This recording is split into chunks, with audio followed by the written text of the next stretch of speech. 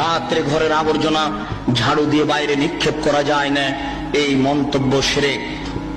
রাত্রে গাছের ফল পাড়া যায় না, এই ধারণা শিরক। রাত্রে মানুষকে বাকি দোকানের জিনিস বাকি বিক্রয় করা যায় না, দেওয়া যায় না, এই ধারণা শিরক। রাত্রে মানুষকে জিনিস কর্জ দেওয়া যায় না, এই ধারণা শিরক। সকালে সকালে দোকানের জিনিস বাকি বিক্রয় করা যায় না, এই ধারণা করা শিরক। অপবিত্র অবস্থায় ঘর ঝাড়ু দেওয়া যায় না।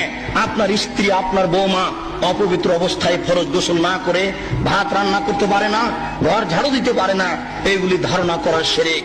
আপনার স্ত্রী, আপনার বৌমা অপবিত্র অবস্থায় ফরজ গোসল না করে সব কিছু করতে পারে, ঘর ঝাড়ু দিতে পারে, ভাত রান্না করতে পারে, ভাতের পাতিল থেকে ভাত বের করতে পারে, মানুষকে খাবার দিতে পারে, পারে না নামাজ পড়তে, সালাত আদায় করতে, পারে না কোরআন তেলাওয়াত করতে, এ ব্যতীত যা কাজ আছে সবকিছু করতে পারে।